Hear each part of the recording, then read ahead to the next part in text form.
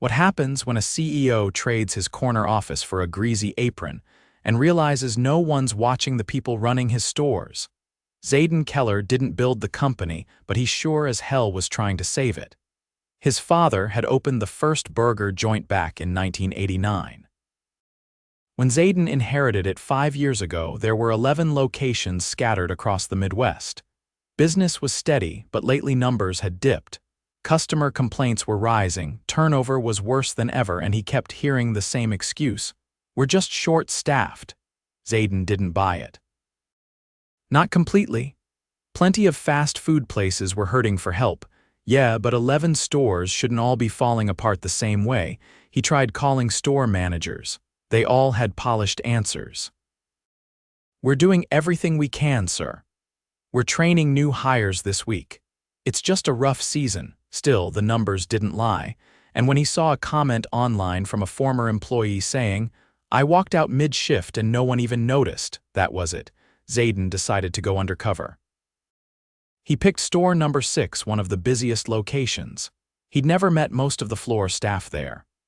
With a beard, thick glasses, and a dyed streak in his hair, plus a fake name, Brian, he looked nothing like the man on their payroll records. The company used a third-party hiring agency for seasonal workers, so it wasn't weird for someone to quietly show up for training. The district manager, a guy named Pete, only visited stores once every few weeks. Zayden had never stepped foot in that location himself. Perfect cover. He showed up on a rainy Wednesday afternoon for his first shift. The manager, a woman named Carla, barely looked up from her tablet when he introduced himself. "Training's with Gina today. You'll shadow her, and don't burn anything." That was his welcome.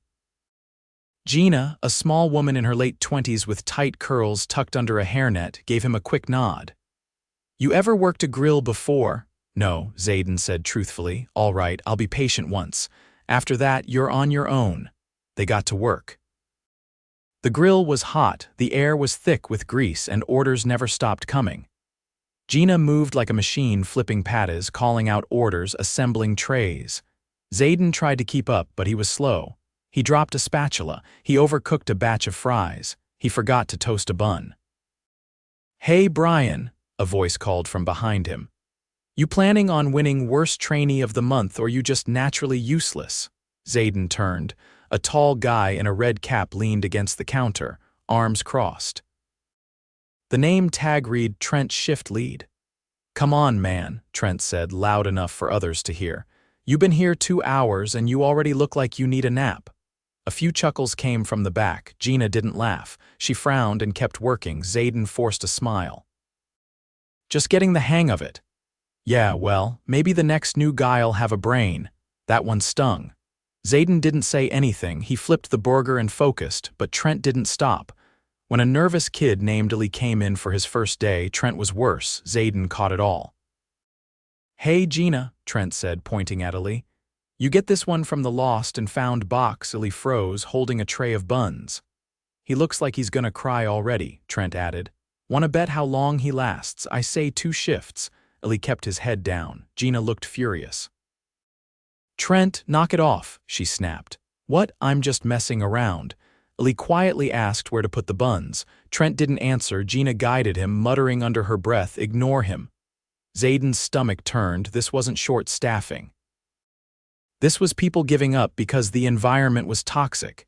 He stayed calm, kept flipping burgers, and watched. By the end of the shift, Gina was managing the grill, the fryers, and Ali's training while Trent leaned in the back texting on his phone. The worst part, no one stopped him, not Carla. Not the other crew. It was like everyone had adapted to the dysfunction. Zayden went home that night exhausted, sweaty, and angry. He sat in his car outside the store, staring at the rain splattering his windshield. He wasn't just running a business. He was letting people like Trent run the business for him, and they were running it into the ground. He looked at his reflection in the mirror. The fake beard itched. His shirt smelled like onions. He took a breath. This wasn't about pride anymore.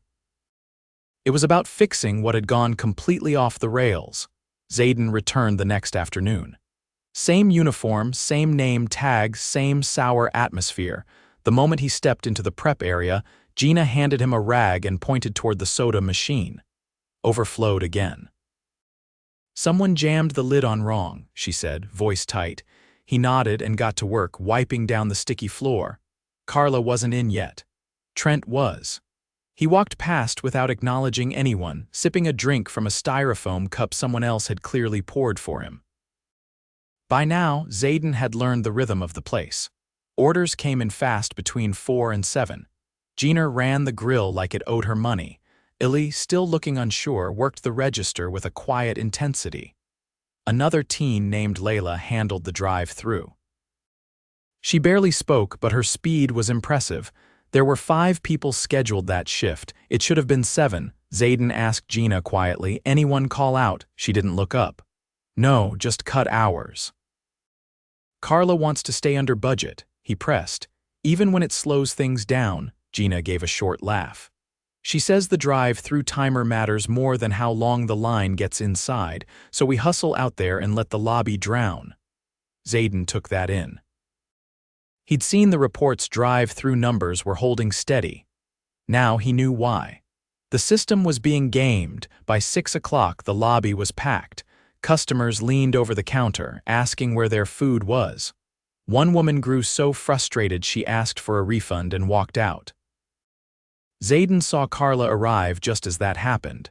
She didn't ask what was going on. She didn't ask anyone anything. She walked straight to the back, opened the cooler, and pulled out a soda.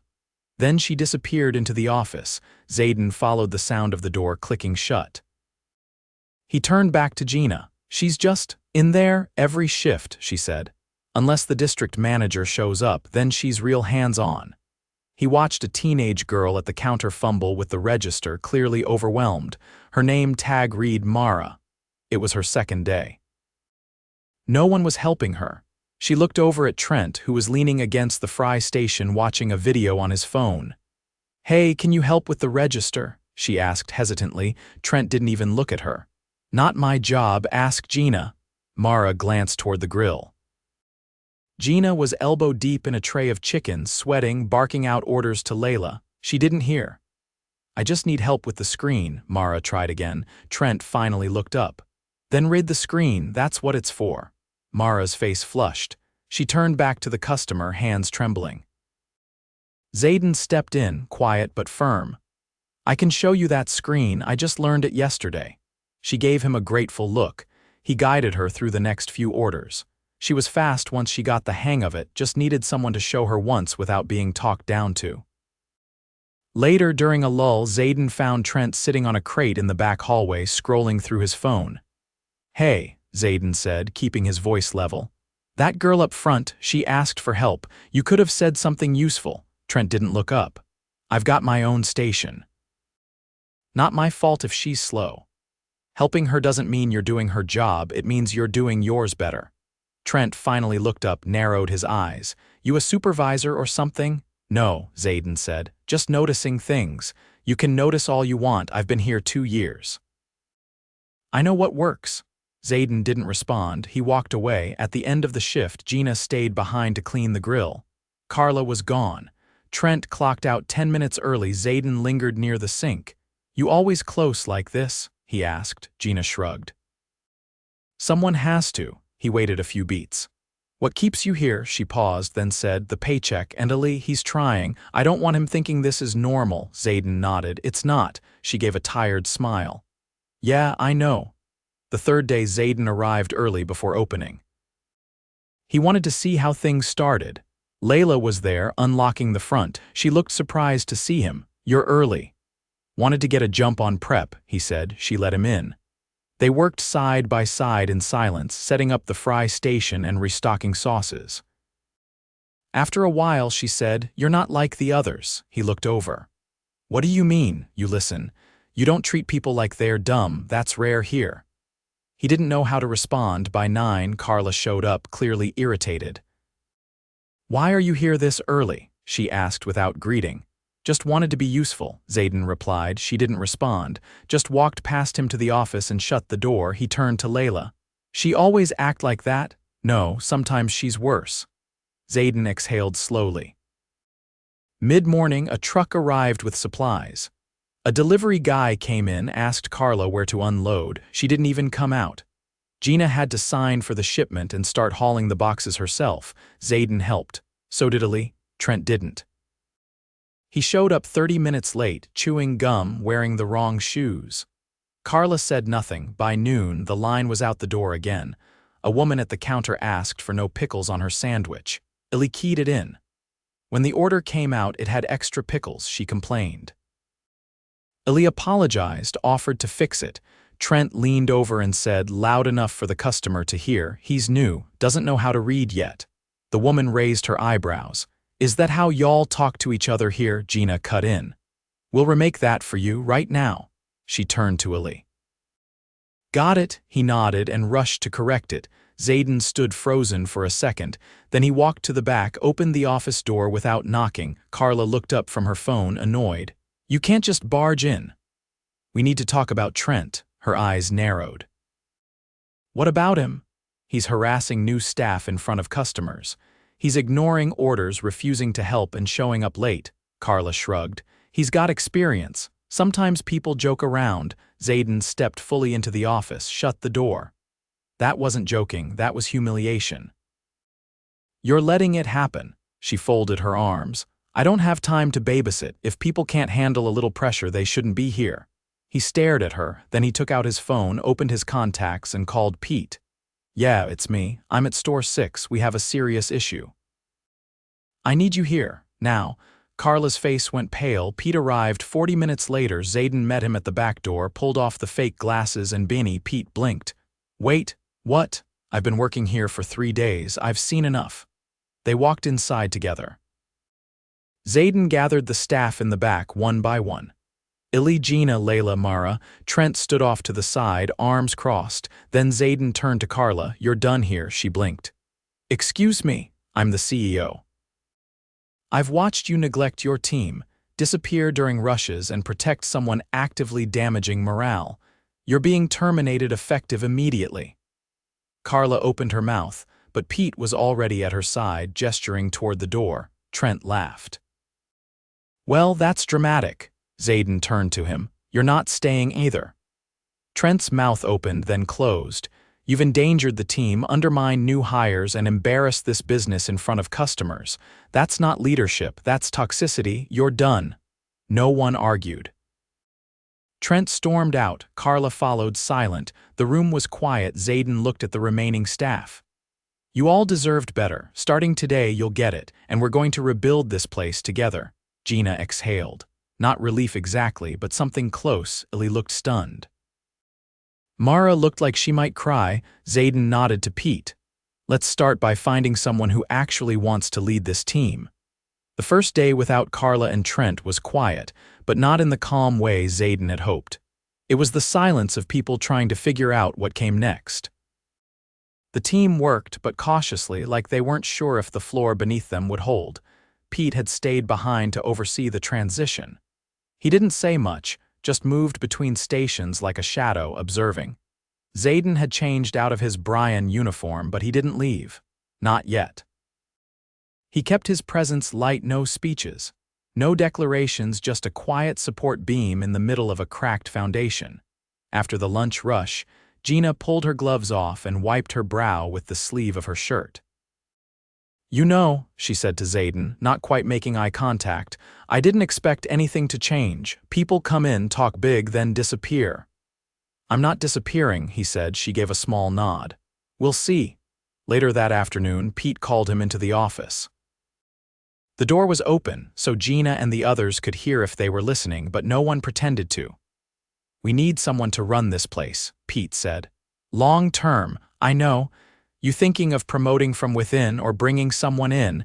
Zayden looked through the glass at the floor. Ali was restocking sauces, careful and precise. Layla was checking the headset battery on the drive-through system. Mara was counting straws like it was a math test. Internal, Zayden said. But not yet. They've been in survival mode. Let's rebuild first. Pete nodded. I'll bring in an interim. Someone who can stabilize but knows it's temporary. Zayden agreed. The next day, the interim manager arrived, Rosa, a no-nonsense woman from another store in the chain. She was firm without being abrasive, and she had a quiet way of getting people to move faster without raising her voice. She didn't try to win anyone over. She just did the work and expected the same. That earned her more respect than a speech ever would have. By the third shift under Rosa, something subtle changed. Not the pace that was still urgent, not the staffing that was still thin. But the way people moved around each other shifted. There was less hesitation, less second-guessing. When Layla called out a missing order, Illy answered without looking over his shoulder. When Mara needed backup on a refund, Rosa stepped in, showed her how to do it, then let her try the next one.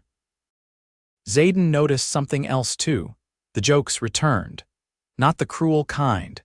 Just the kind that come from people who don't flinch when they hear their name called. During a brief lull, Gina turned to Zayden, now wearing a polo with the company's logo, not the trainee apron. "You staying behind that counter again today? You think I should?" "I think if you want people to believe you're not just checking a box, then yeah," so he stayed. Washed trays, wiped tables, took orders. When a delivery came in late and the driver was short-tempered, Zayden helped unload it without reacting. Rosa gave him a quick nod afterward. Approval, not praise. That evening, when the doors were locked and the mop bucket rolled out, Zayden gathered the crew not with a speech, but a question. "What do you need to do this job better?" They didn't answer right away. Then Layla cleared her throat. "Can we stop closing with 3 people?" Zayden looked to Rosa. "Closing at this volume should be 4 minimum," she said, matter of fact. "Done," Zayden said. Mara spoke next. "The headset battery dies every other shift. I get cursed out in the drive-thru because I can't hear." "I'll have 3 replacements here within 2 days," Zayden said. Illy, who'd barely spoken in front of the group, looked down, then said, "Can we get a lock on the back door that actually locks?" Zayden blinked. "What do you mean?" "It doesn't catch. We jam a broom handle against it." "How long's that been happening?" "I don't know." "Since I started." Zayden didn't speak for a moment. "I'll send a locksmith first thing tomorrow." No one said thank you. That wasn't the point. They nodded, processed it, and went back to closing. The next morning, Zayden arrived before sunrise. The locksmith showed up at 6, just as promised. By 7, the back door clicked shut with a solid thud. No broom handle required. Rosa handed him a clipboard. "You said you wanted to see everything. That includes the supply chain." He followed her through the checklist, what they were short on, what got reordered too often, what sat untouched for weeks. It wasn't glamorous, but it mattered. The ketchup was fine. The gloves weren't. They were using 2 sizes for everyone. That meant some crew members were taping the cuffs to keep them from sliding. He ordered a full range of sizes by noon. Later that day, while helping Illy clean the soda fountain, Zayden asked, "What made you stay after your first week?" Illy took a moment. "Gina. She told me to give it 2 weeks. Said the job wasn't the problem, the people were." "You believe that now?" "Starting to." During the dinner rush, a woman came in with 2 kids. One was crying, the other tugging at her sleeve. She looked frazzled, distracted. When she placed her order, she asked if the meals could be separated into 2 bags. "No problem," Mara said, then handed her a cup of ice just for the crying toddler. The mother looked surprised, then mouthed, "Thank you." Zayden watched from the grill. No one had told Mara to do that. She'd just seen a problem and fixed it. After closing, Zayden sat with Rosa in the office. "Be honest, how much work is left?" She tapped her pen against the desk. "They're better than most, just need consistency. Someone to keep the ground from shifting under their feet." He nodded. "I've got someone in mind, Gina." She's not going to say yes easily. She will if she believes it's real. That night, as the store lights went dark, Zayden caught Gina outside the back door, lighting a cigarette. "You don't strike me as someone who waits to be asked," she said, not turning around. "I'm asking anyway." She exhaled slowly. "You want me to run this place? I want someone who already does." She took a long drag, then looked at him. "I've never managed a store. You've never had the title, the work says otherwise. What happens when the next Carla shows up? They won't get through the door." She crushed the cigarette underfoot. "I'll think about it. You've got until tomorrow." She walked off without answering. The next day, she showed up early, wearing a clean shirt and no apron. "Guess I'm clocking in different now," she said. Zayden just nodded. Throughout that shift. She didn't change who she was. She still barked orders, still moved fast. But now, when someone hesitated, she circled back. When Mara forgot how to process a coupon, Gina showed her again without a sigh. When Layla's headset cut out mid-order, Gina walked the food to the car herself. At the end of the night, Zayden left through the front door for the first time since going undercover. No speeches. No announcements. Just a quiet lobby, clean tables, and a crew that didn't flinch when things got hard. The rebuild had begun, and this time it wasn't just top-down. It was inside out. 2 weeks had passed since Zayden revealed his identity and removed both Carla and Trent. The smell of fryer oil still clung to the walls, but something else had changed, something quieter than policy and more lasting than a speech. The store didn't feel like a pressure cooker anymore. It felt like work.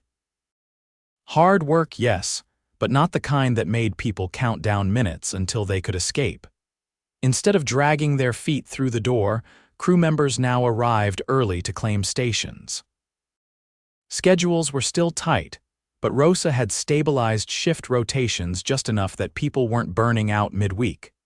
With her help, they'd found a solid rhythm, one that didn't rely on fear or sheer endurance. Zayden had kept his presence in the background. He no longer wore an apron or clocked in under a fake name. But he was there almost daily, sometimes shadowing Rosa during inventory, sometimes reviewing footage from drive-through lanes, and often just sitting quietly in the corner during peak hours, listening. He didn't need to say he was watching. The team already knew, but today he was here for something else. He stepped through the back door at 10 in the morning carrying 2 things, a clipboard and a sealed envelope. He found Gina at the prep table, portioning chicken into metal trays. She looked up once, then kept moving. "You're early," she said. "So are you, always." He held out the clipboard. "What's this?" "Final paperwork. The promotion's official. Manager's salary, benefits, and a quarterly bonus, tied to team performance." She wiped her hands on a towel, took the clipboard without a word, and scanned the first page. Her eyes didn't widen. She didn't smile. She just read carefully, flipping each page like it was a contract with consequences, and it was. "You're sure about this?" she asked. "I am." She signed at the bottom and handed it back. "I'll need 2 weeks to get the floor leads trained properly. They're not ready to take over shifts yet." "I figured." She nodded once, then turned back to the chicken. Zayden didn't leave. He pulled the sealed envelope from his jacket and placed it beside her tray. "What's this?" she asked, not looking at him. "Something you're not allowed to ignore." She opened it. Inside was a prepaid vacation voucher. 3 nights at a cabin on the edge of Lake Geneva, with full pay for the missed shifts and a note that simply read, "You've earned a rest, even if you don't think so." She stared at it long enough for the moment to thicken. "I've got too much to do," she said eventually. "I didn't ask," Zayden said. "I'm telling you to take it. Pick the weekend. Rosa will cover." Gina didn't argue. She just folded the paper slowly and tucked it into her back pocket. "I'll think about it." It was the closest thing to a thank you she'd ever said. By noon, the floor was running at full tilt. Layla handled drive-through with the speed of someone who no longer second-guessed herself.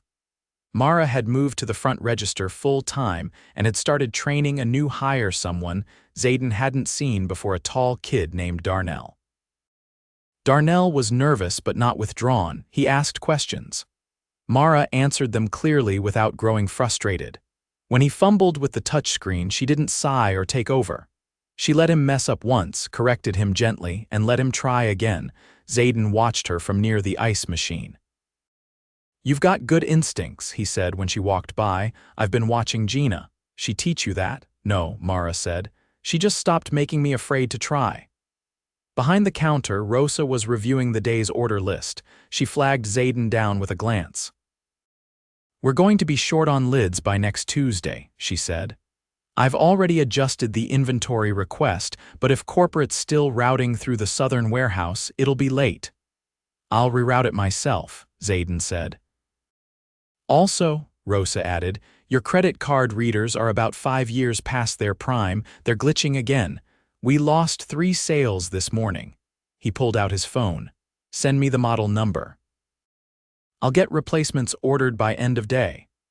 As she walked away, Zayden noticed something else. Ali, now working midday shifts, had taken over the drink station. He moved with more confidence, checking the ice levels, wiping spills before anyone had to ask. He wasn't fast, but he was focused. Zayden approached slowly. You thinking about cross-training on the grill? He asked. Ali paused, considered it. Eventually, I'm still learning this part. No rush. But if you're interested, let Gina know. We'll make space, Ali nodded. Thanks. The afternoon rolled into evening, and with it came the dinner rush. Lines formed, orders stacked, timers beeped, but no one panicked. The difference wasn't in the pace, it was in the posture. People didn't glance over their shoulders anymore. They didn't hesitate before asking for help. They didn't flinch when a customer raised their voice, because they knew someone would back them up. At one point, a man at the counter grew impatient. His order had taken longer than expected, and his tone turned sharp.